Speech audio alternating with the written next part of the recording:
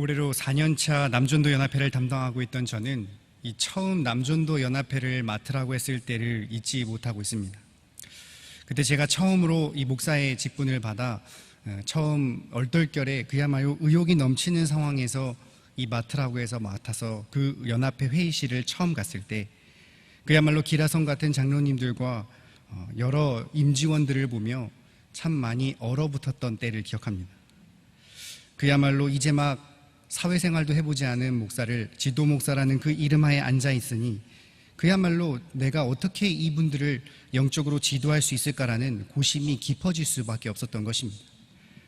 그러니 내린 결론 두 가지가 나는 목사로서 이분들을 영역으로 눌러야겠다라는 생각과 함께 비록 이 책으로나마 직장생활과 사회를 주장하는 책으로 간접 경험을 할 수밖에 없겠구나라는 생각에 도달했던 것입니다. 수많은 직장인과 사회생활에 관련된 책들은 저마다 자신들의 직장 노하우를 토로하던 중 제 눈에 하나 딱 띄었던 책이 하나 있었는데 그것은 회사가 붙잡는 사람들의 1% 비밀이라는 책이었습니다. 이 책을 영어로 부제로 딱 써놨는데 아주 간단하게 How to Survive, 그러니까 어떻게 하면 회사에서 잘 살아남는가 라는 주제를 가지고 있던 책이었습니다. 그런데 이 책이 좀 독특했던 것은 다른 책들은 조금이라도 회사가 너를 가치 있게 생각할 수 있도록 자기 개발에 몰두해라 라는 것으로 일관됐다면 이 책은 조금 관점을 바꿔 너가 과연 회사에 어떠한 사람이 되어야 하는가, 이 회사의 관점에 초점을 맞추었다라는 점이었습니다. 그러니까 가령 예를 들면 회사가 무시 못할 능력을 갖춘 자가 되라 보다는 그 회사가 어떤 능력을 가지고 있는지를 원하고 잘 생각해보며 거기에 합당한 능력을 갖추는 게 낫지 않겠느냐라는 내용이었습니다. 한 흥미로웠던 파트는 이 회사가 좋게 평가하는 사원의 중요한 두 가지 지표를 나타냈습니다. 보통 회사가 사원을 뽑고 사원의 가장 중요한 부분을 생각했을 때 우리는 문득 능력을 보겠구나라고 생각했지만 이 책에서는 바로 지시한 두 가지 지표가 충성과 목적이었습니다. 그러니 아무리 능력이 있는데 충성이 없다면, 그리고 스스로의 야심만 있는 사원이 있다면 이는 결국 회사의 시한포탄의 존재에 불과하다라는 것이며, 아무리 이 사람이 충성이 있고 능력이 있더라 하더라도 그 목적이 회사와 전혀 다르다면 이는 회사의 득보다 해가 될 것이 맞다라는 것입니다. 그러니 회사는 수많은 사람들 가운데서도 더 나아가 이 진정한 일꾼, 충성을 다할 수 있고 그 목적이 맞는 매니저로 붙잡고 사용하길 바라며, 이러한 사람들을 통하여 회사는 도태되지 아니하고 바로 더욱더 성장의 발판을 사용한다는 것을 이 책이 분명하게 서술을 하고 있다는 것입니다. 예나 지금이나 사람이 많지만 일꾼 또는 인재가 많지 않다는 사실은 단순히 세상적으로 볼 일은 아닙니다. 바로 이 영적인 교회에서도 적용될 말입니다. 왜냐하면 예수님이 살아계셨을 당시 수많은 무리가 예수님을 바라보고 쫓았지만 결국 예수님이 승천하신 후에 주신 사명을 감당한 이는 매우 소수였기 때문입니다. 마찬가지로 오늘날에 수많은 사람들이 저마다 하나님을 부르짖고 하나님을 바라보며 그분을 위해 산다라고 말하지만 이 역시 하나님께서 원하시는 대로 맡은 사명과 직분을 하나님 앞에 충성을 다하며 그분의 뜻하신 목적에 맞추어 나가는 성도는 소수라는 것입니다. 오늘 본문은 고린도 교회를 본문으로 하고 있습니다. 온갖 죄악의 온상으로 잘 알려진 교회, 파벌 문제와 성 문제, 우상 문제, 도덕적 태만까지 그야말로 죄 많은 이 지상교회의 표상이 된 이 교회는 다시 한번 오늘 본문의 배경을 통하여 죄를 짓고 있는데 바로 하나님이 세우신 주의 사자를 멋대로 의심하고 판단한 죄였습니다. 그리하여 바로 자신과 같은 하나님의 일을 감당하는 사명자, 좁게 말한다면 하나님의 말씀을 대언하는 교육자에 지나치지 않겠지만 좀 더 넓게 본다면 하나님께서 각각 은혜와 사명을 주사 하나님의 일을 각각 자신의 그릇에 맞게 감당해야 할 이 땅의 성도, 즉 직분자들이 하나님을 따르다 마는 다수가 아닌 주신 사명의 직분을 어떻게 감당할 수 있는지 그 길을 오늘 본문이 분명하게 제시하고 있다는 것입니다. 고린도 교회의 온상이 비단 그때뿐만은 아닐 것입니다. 이미 이 현세 지상교회 또한 저마다 각각 부족하고 연약한 똑같은 죄를 짓는 모습을 우리는 여러 매체를 통해 이미 목도하고 있지 않습니까? 그렇다면 우리는 이런 죄악된 시대와 연약한 지상교회 가운데서도 사도 바울과 같이 주신 사명과 직분을 온전히 감당하는 신실한 직분자가 될 수 있는 것입니까? 저와 여러분은 특별히 재난 가운데서도 감사하게 허락하신 이 남전도 연합회 헌신 예배를 통하여서 본문의 말씀과 가지고 성도는 어떻게 해야 주신 이 귀한 사명과 직분을 감당하는 신실한 직분자가 될 수 있는지를 함께 상고해 보고자 합니다. 첫째로, 성도는 자신의 신분을 분명하게 자각하여 주님께서 맡겨주신 일에 충성을 다함으로써 신실한 직분자가 될 수 있습니다. 다 함께 1절부터 2절까지의 말씀을 합독하시겠습니다. 사람이 마땅히 우리를 그리스도의 일꾼이요 하나님의 비밀을 맡은 자로, 그리고 맡은 자에게는 구할 것은 충성이니라. 아멘. 앞서 말했듯이 고린도 교회는 돈도 많고 또 무역이 성행하는 항구 도시이기 때문에 이 우상 숭배가 굉장히 빈번했습니다. 당연히 그곳에 이 교회를 세우긴 세웠는데, 그리고 또 그곳에 사람이 모이긴 모였지만 아무래도 이 영적인 신앙의 믿음을 가꾸기보다는 인본주의적 자기 주장을 세우는 무리들이 여전히 교회에 질비했습니다. 오늘 본문의 배경 또한 마찬가지입니다. 이미 고린도 교회는 신실하고 위대한 두 지도자 바울과 아볼로를 놓고 감사하기는커녕 오히려 이 두 사람을 놓고 심각한 파벌 싸움을 벌이기 시작했습니다. 하나님의 은혜를 자리에 있음에도 완전히 잊어버리고 마치 자신이 대단해서 있는 것처럼 자랑을 일삼는 그들에게는 이제 그 시선이 자신들이 좋아하는 교육자에게 꽂혔으며 그들을 자랑하고 서로를 비방하는 등 이미 심각한 문제로 번져지자 사도 바울은 도저히 그들을 책망하지 않을 수가 없었던 것입니다. 이미 한 차례 전장을 통하여서 자신은 심고 아볼로는 물을 주는 존재라며 그 역할에 대하여서 강조했다면, 오늘 이 본문에서는 주님 안에서 분명한 자신의 신분이 무엇인지를 나타내고 있습니다. 먼저 사도 바울은 그리스도의 일꾼이라는 표현을 하였습니다. 여기 일꾼은 우리가 흔히 생각하는 삭스 받고 일하는 노동자 정도로 그치는 것이 아니라 이 당시의 그 시대적 배경을 따라 배 밑에서 노를 젓는 노예를 말합니다. 영화를 보셨으면 아마 분명히 상상이 가실 것입니다. 정말 그야말로 밑바닥 중에 밑바닥인 그 하급 노예를 뜻하는 것으로서 그야말로 선장의 명령에 온전하게 복종해야 하며 바다의 물결을 잡는 이 고된 노역만이 그들에게 있는 자를 이 일꾼이라는 표현을 썼습니다.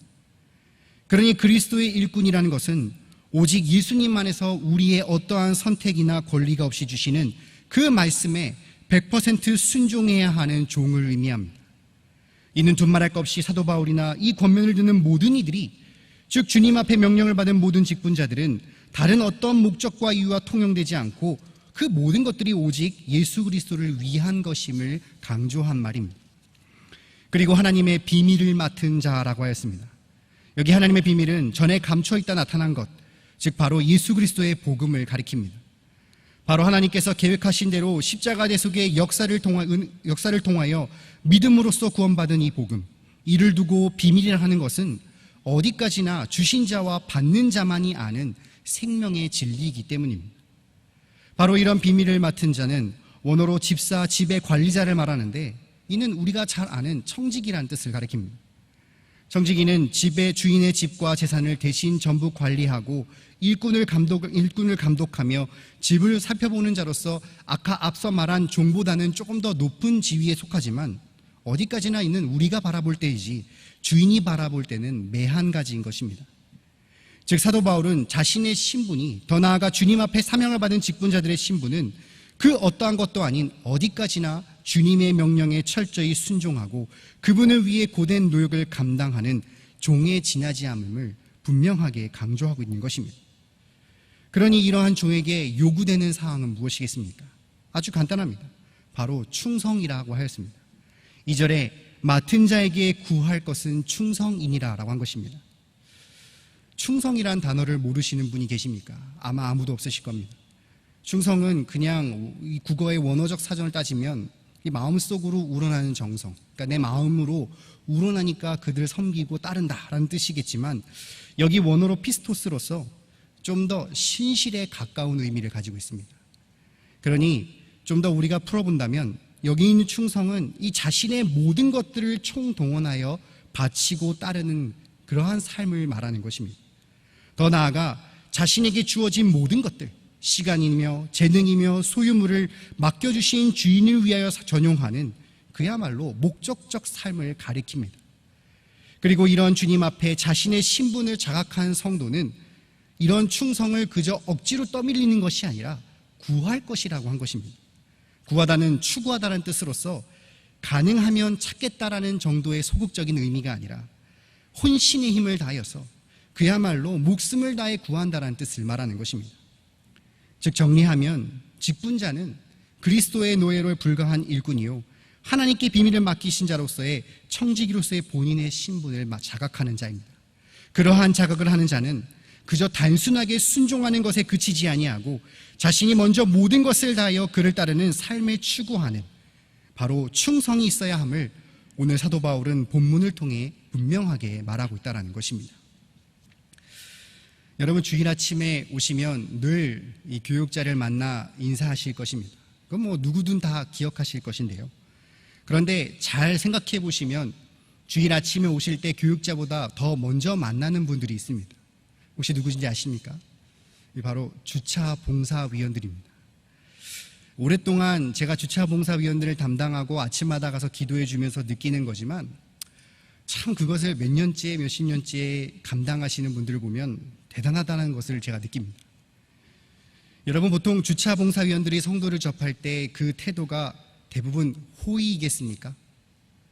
뭐 잘 아는 분이라면 호의롭게 대할 수 있겠지만 어쩌다 나오는 성도 또는 가끔 오는 성도, 처음 오는 성도들의 태도는 이 경험하지 않으신 분들은 아마 모르실 겁니다. 그야말로 무시하고 우습게 보는 태도가 아주 자연스럽게 몸에 배어 있습니다. 아마 없으셨겠지만 혹 이 가운데 그러한 태도를 보이셨다는 분 계시다면 꼭 회개하시길 바랍니다. 그뿐이겠습니까? 비가 오나 눈이 오나 바람이 부나 무조건 밖에 나가서 안내를 해야 합니다. 한여름 땡볕 에어컨도 나오지 않는 지하주차장에 서서 안내를 해야 하며 영하에 차디찬 겨울의 바람을 맞으며 감당하셔야 합니다. 그분들은 각자 가정에 존경받은 가정이며 그야말로 손자손녀에 사랑받는 할아버지고 직장 사업터에 다들 한가닥 하시면서 이렇게 성공하신 분들이 굳이 이런 모진 수모와 날씨들을 감당하며 매년 이 일을 감당하는 이유는 무엇이겠습니까? 그것은 바로 자신이 그리스도의 일꾼으로 자각하고 계시기 때문입니다. 자신의 세상적 신분보다도 오직 주님의 몸된 이 교회에서 영벌받아 마땅한 죄인을 구원하신 주님의 대속의 은혜를 통하여 늘 내가 주님의 종이 되었다라는 이 고백과 함께 이 일을 그야말로 낮은 자리에서 충성을 다하시니 어찌 제가 존경하지 않을 수가 있겠습니까? 비단 주차봉사위원뿐만이 아닐 것입니다. 아침부터 자기 자식을 챙기기 바쁜 와중에서도 다른 집 아이를 챙기고 먹이고 입히는 그리고 가르치는 교사부터 내 집 사정도 어려운데 남의 집 사정을 다 들어주고 달래주고 교제하는 구역장, 시험 들까봐 회원들에게 차마 회비를 말하지 못하고 기꺼이 자신의 회비를 다 내며 늘 밥을 사고 금전적인 희생을 감당하는 그리고 교회 충성을 다하는 연합회 지회장들까지 정말 많은 분들이 이렇게 하지 않아도 됨에도 불구하고 주님 앞에 충성을 다하여 직분을 감당하는 것은 바로 내가 주님을 위한 종으로서 내 모든 것을 주님의 잠깐 맡겨놓으신 청지기로서의 분명한 신분을 자각하고 있기 때문에 가능한 일인 것입니다. 그리고 이런 분들은 아무리 말려도 스스로 충성을 찾아 직분을 계속해서 감당하는 것을 주변에 보시고 계시지 않습니까? 그러므로 경영 성도 여러분, 우리는 먼저 이 직분을 감당할 때에 반드시 내 신분이 무엇인지를 자각할 줄 알아야 합니다. 그저 내가 존경하는 사람을 위하여 이 교회를 나오고 충성을 다한다면 아주 작은 일은 하지 않으려고 할 것입니다. 그저 내 자신을 위해 내 자신의 만족을 위해 종이 되어 충성한다면 그것은 일회성으로 끝날 뿐 지속적일 수 없습니다. 오직 나를 구원하신 예수 그리스도 그분을 위한 일꾼이요 종으로서 그 사랑의 은혜에 감격한 자라면 아무리 보지 못한 또한 지극히 보잘것없는 작은 일을 할지라도 주님 오시는 그날까지 찾아서 끝까지 충성을 다하게 되는 것인 그것이야말로 신실한 직분자가 아니고 무엇이겠습니까? 오늘 주신 말씀과 같이 사람의 종이 되는 우리를 범하지 마시고 오직 나를 구원하신 예수 그리스도의 일꾼이요 청지기가 되심으로써 주님의 몸된 이 교회에 보잘것없는 작은 일이 할지라도 끝까지 충성을 찾아 감당하심으로써 진정 하나님께 칭찬받는 신실한 경영의 직분자들 되시기를 주님의 이름으로 간절히 바랍니다. 둘째로, 성도는 심판이 오직 하나님께 달려있음을 전제하여 자신의 목적을 하늘의 보화를 쌓는 데 다함으로써 신실한 직분자가 될 수 있습니다. 다 함께 3절부터 5절까지의 말씀을 합독하겠습니다. 너희에게나 다른 사람에게나 판단하는 것이 내게는 매우 작은 일이라. 나도 나를 판단하지 아니하노.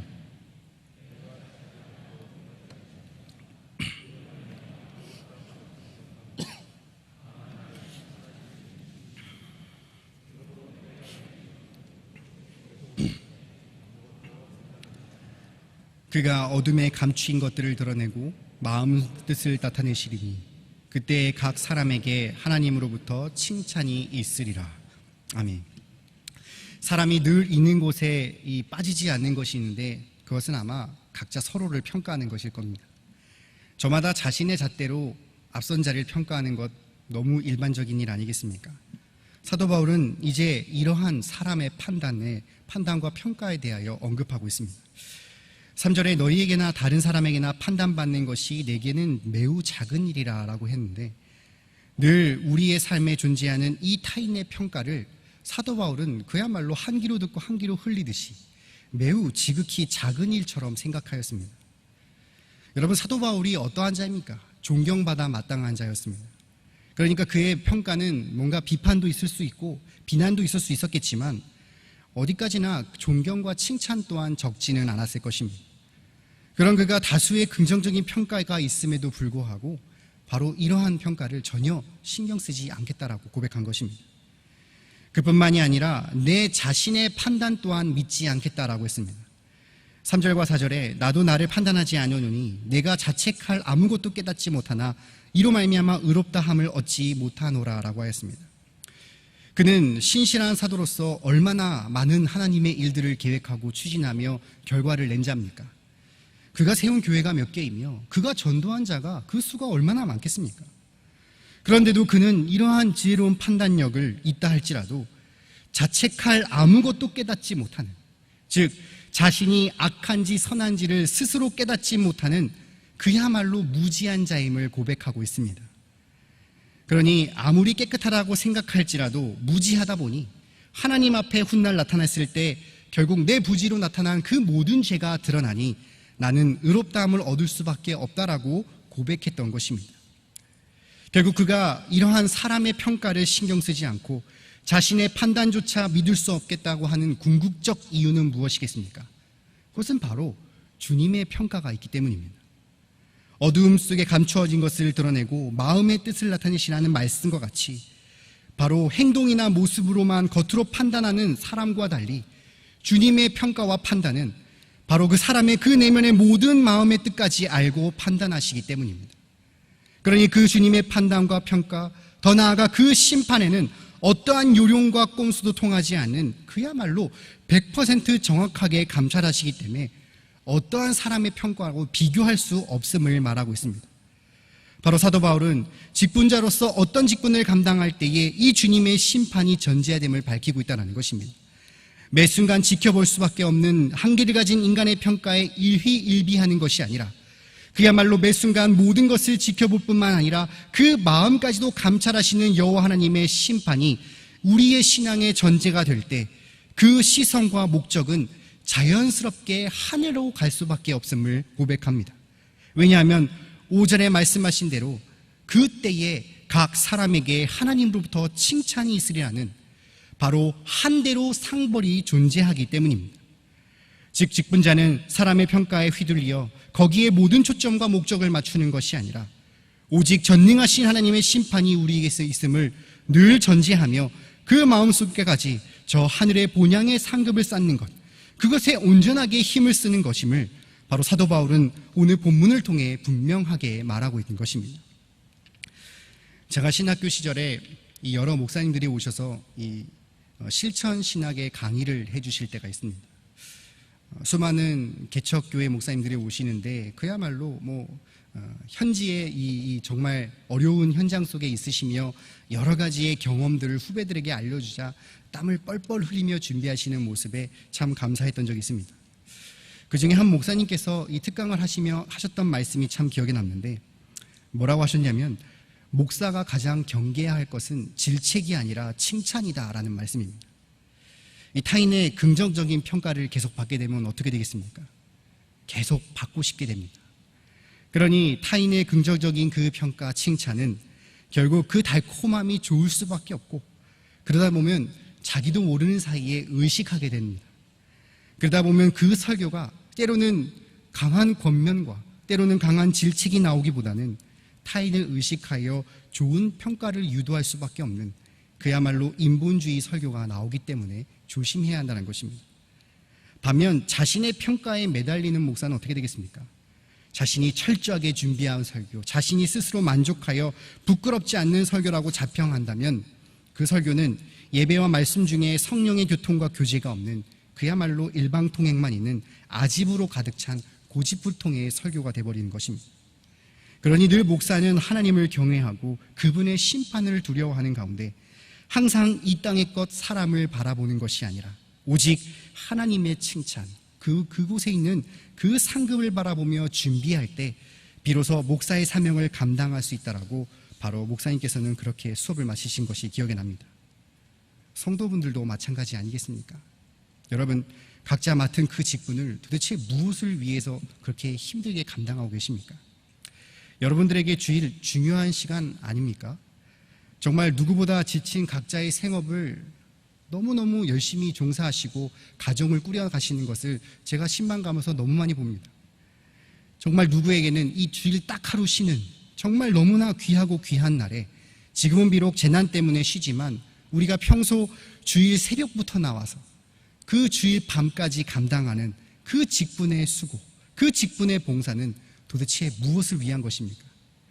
만약 그것이 그저 남들의 시선을 위한 것이라고, 내가 좋은 장로가 되고 싶고 내가 좋은 권사, 집사로 평가받는 것, 그 명예를 위한 잣대라면 차라리 이 봉사보다 저 사회에 나가 세상 봉사를 하는 것이 더 효율적이지 않겠습니까?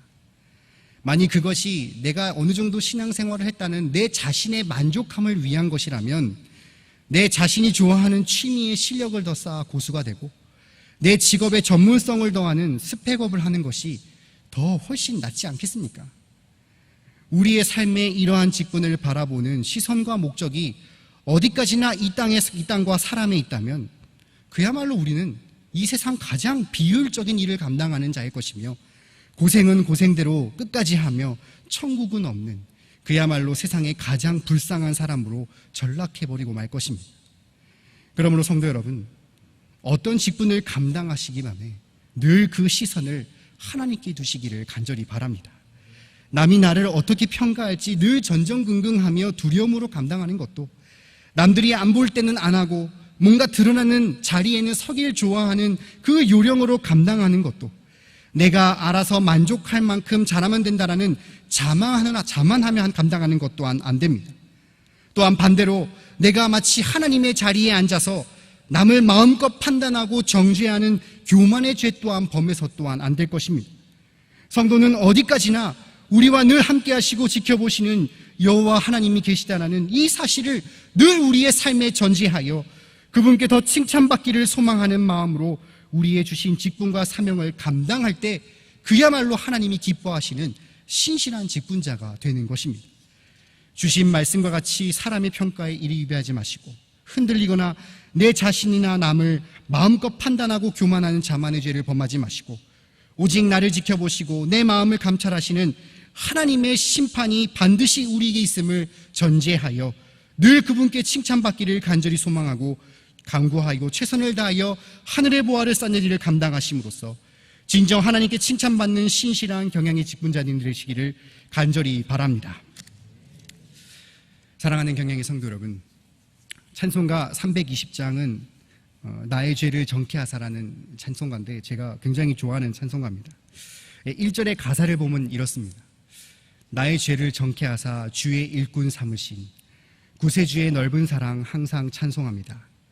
나를 일꾼 삼으신 주 크신 능력 주시고 언제든지 주 뜻대로 사용하여 주소서.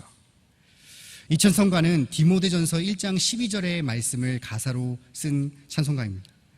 사도 바울은 그야말로 자신을 죄인 중에 괴수라고 표현했습니다. 정말 영벌받아 마땅한 자, 그를 예수 그리스도의 십자가의 보혈에 구원해 주신 그 기쁨, 더 나아가 영광스러운 직분을 주신 것에, 그야말로 주님의 일꾼으로 삼겨주신 것에 감사의 고백이 늘 넘쳤기 때문에 자신의 영적 아들 디모데에게 이 말을 전달했던 것입니다. 우리도 이런 고백을 할 때가 있지 않았습니까? 처음 직분을 맡으셨을 때 어떠셨습니까? 끔찍하셨습니까? 왜 나에게 이런 일이라는 탄식을 하셨습니까? 어떤 분은 저에게 교회를 바꿔야겠네, 부담스러워서 라는 말까지 하셨을 만큼 그런 생각을 하셨을지는 모르겠습니다만은, 이런 어려움도 있겠지만 분명 이 일을 나에게 감당할 수 있도록 구원해 주시고 이 귀한 일을 맡겨주신 그 감격과 설레임 또한 있으셨을 것이며 아마 잊지 못하실 것입니다. 그런데 문제는 신앙의 연차가 깊어질수록, 그 신앙의 연수가 늘면 늘수록 더 좋아져야 할 우리의 이 마음의 자세가 이제는 주의 일꾼인지 사람의 노예인지 분간이 안 가고, 남의 판단을 너무너무 의식하고 쉽게 남을 평가하는 교만을 나타내는 것은 아닌지, 반드시 우리는 우리의 신앙생활을 점검하고 만약 그러한 부분이 있다면 반드시 주님 앞에 회개해야 하는 것입니다. 길면 80, 90 사는 이 짧은 유한한 인생, 1년에 72주의 주일에 그 시간들, 더 나아가 더 많은 귀하고 신앙생활 가운데 하나님께서 맡겨주신 이 귀한 직분을 정말 귀하게 여기시는 여러분 되시기를 간절히 바랍니다.